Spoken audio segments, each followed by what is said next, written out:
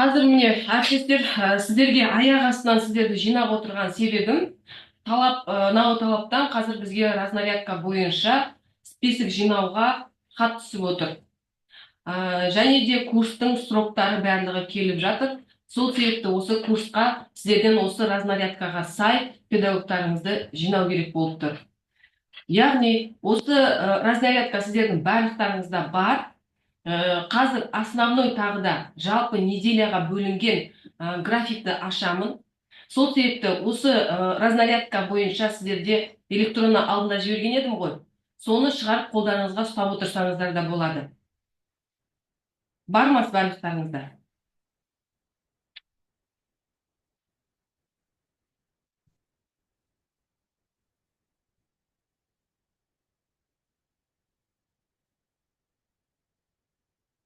Қазір екінші негізі қазір сіздерге түсіндіріп өтейін деп тұрған құжатымды ашам.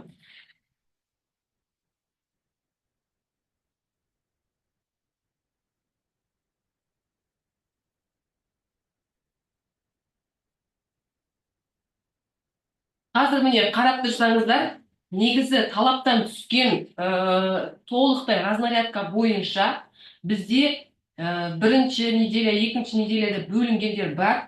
Бірақ менің оның барлық периодтарын алып тастап отырмын. Себебі периодтарды алып тастау себебім мына жерде кейбір курстар бізде бірінші период 12 майда басталатын болса, кейбір курстардың бірінші периоды 19 майда басталады екен. Сол себепті осы екі аралықта түсінбеушілік болмау үшін мен периодты мүлде алып тастап отырмын. Тек таза әріптестер, микрофондарыңызға ие болсаңыздар. Мен таза тек қана Алматыға қатысты разнарядканы алып, жинап, осының ішіне салып отырмын. Міне, бұл жерде сіздерге түсіндіріп өтейін деп тұрғаным.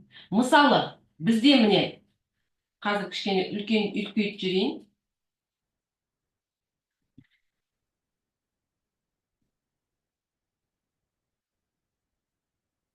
Осы 12 майда бізде басталады қаланың әдіскерлеріне.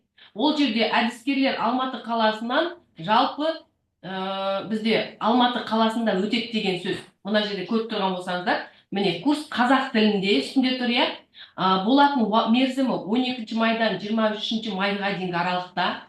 Әдіскерлер ол жерде бізде қатысады. Қазақ тілінде курс болатындықтан 9 әдіскеріміз қазақ тілінде қатысады.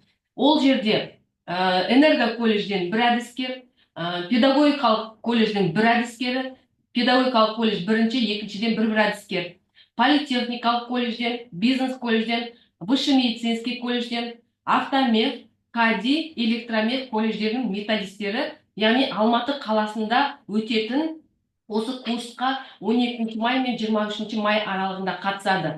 Сол себепті қазір сіздерден список жинаған кезде өтініш бәрін араластырмай, осы не бойынша, бағыт бойынша бөліп берулеріңізді сұраймын. Яғни біздің әдіскерлер Алматы қаласы бойынша бізде разнарядкада негізі жалпы қазір сіздерден алған разнарядкамыз бойынша бізде 12 әдіскер.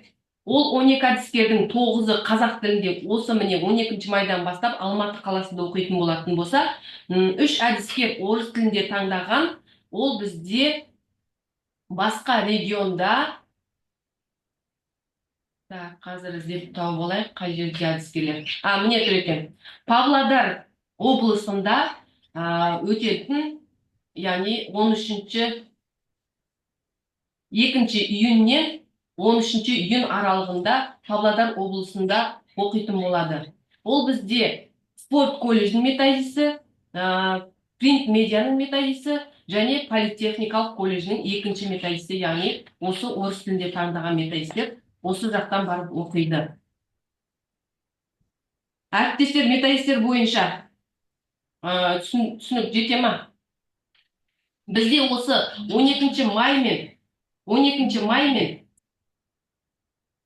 мына 23 май аралығында бізде қалада тағы да 2 курсымыз бар.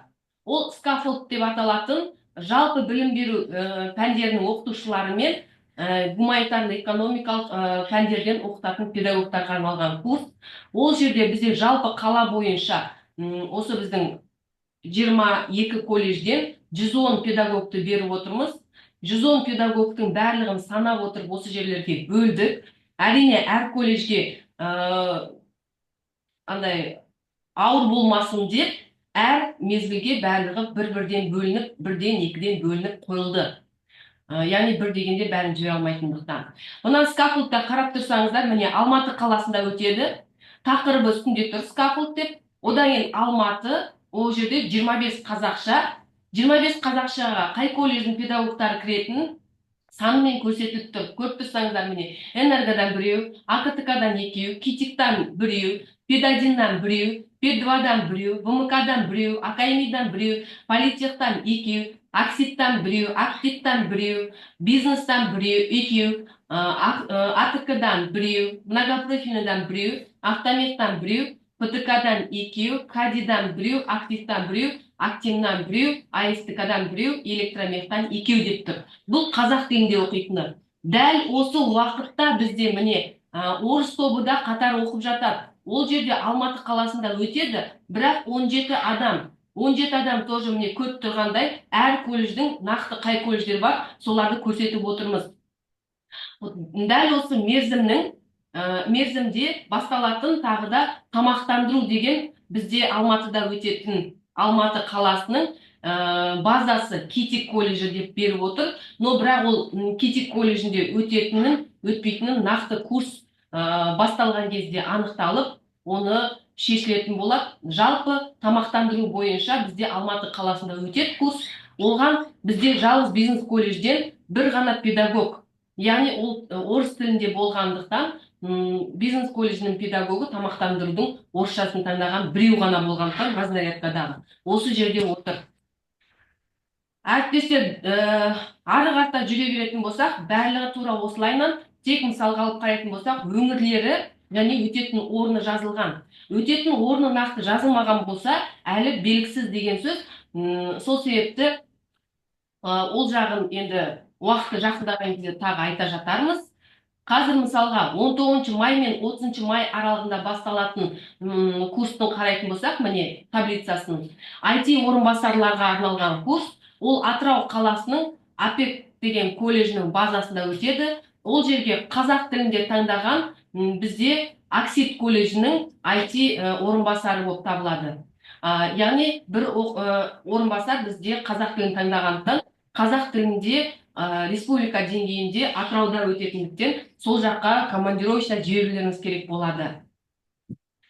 Дәл осы уақытта 19 май мен 30-ның аралығында өтетін электрмен қамтамасыз ету деген яғни профиль бойынша Алматы қаласында өтеді. Оның ішінде 16 қазақша, 3 орысша бар. Бірақ біз Алматы қаласында барлығы қалу үшін 3 адамды басқа жаққа командировочно оқытып, колледжге шығын болмау үшін осы 16 мен бірге 19-ды бірге бір топта екі тілді тренер өткізіп, Алматыда өткізуге осылайынан рұқсат алып, осылайынан қалтырып отырмыз.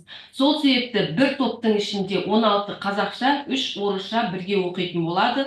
Ол жерде міне астында көріп тұрғандай, Энерго колледжден 6 педагог қазақ тілінде, 3 педагог орыс тілінде, қалған АКТК-дан біреу, Кадидан біреу, Флористикадан біреу, Актимнан 3, Электромехтан 4 педагог қазақ тілінде деп тұр. Сол себепті осы таблицаны қазір сіздерге барлықтарыңызға жіберем. Осында түсінбеген сұрақтарыңыз болса, шығып сұрарсыздар. Қазір міне осы бойынша сіздерге қалай тізімді салу керек формасын түсірем. Сол форманы сіздерге толтырып беру уақытында, мерзімінде бәрін сіздерге чатқа салып жазып беремін. Сол бойынша орындауларыңызды сұраймын. Мысал алатын болсақ, осы жерде тағы да айта кететін колледж басшыларына арналған курс бар. 9 июнь мен 13 июнь аралығында, яғни бір-ақ аптаға жоспарланып отырғанымен, оның қосымша тағы практикалық жұмыстары ма, бір бөліктері модульдарға бөлінетіндіктен, оны өздеріне тағы түсіндіре жатады. Жалпы бұл Алматы қаласында өтеді. 3 директор, үшеуі де қазақ тілін таңдағандықтан, Бұл жерде міне қазақ тілі деп отыр. Алматы қаласында, но нақты қай жерде өтілетіні әлі белгісіз.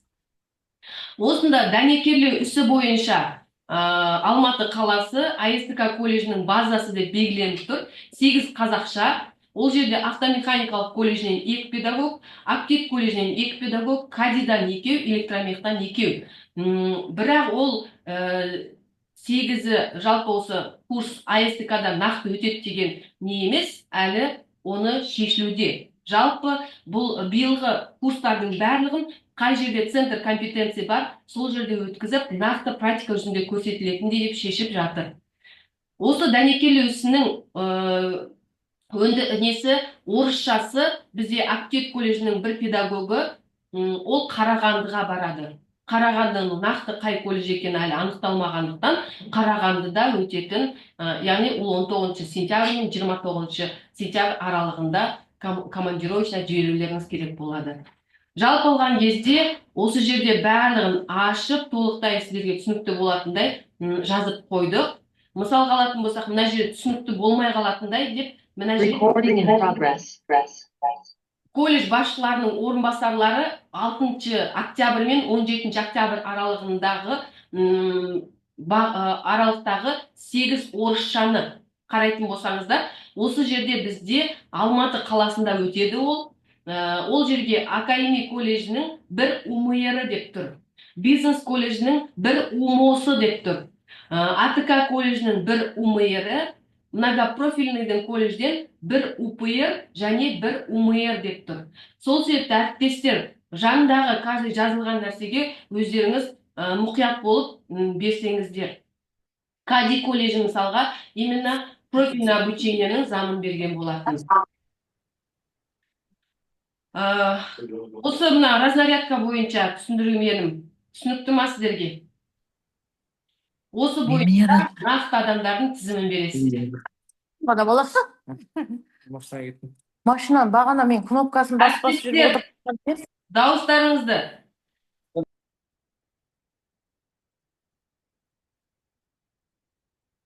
Әріптестер, сұрақтарыңыз бар ма? Бәрі түсінікті ма? Бәрі түсінікті болса, рахмет барлықтарыңызға. Сау болыңыздар. Таблицаны қазір чатқа жіберемін.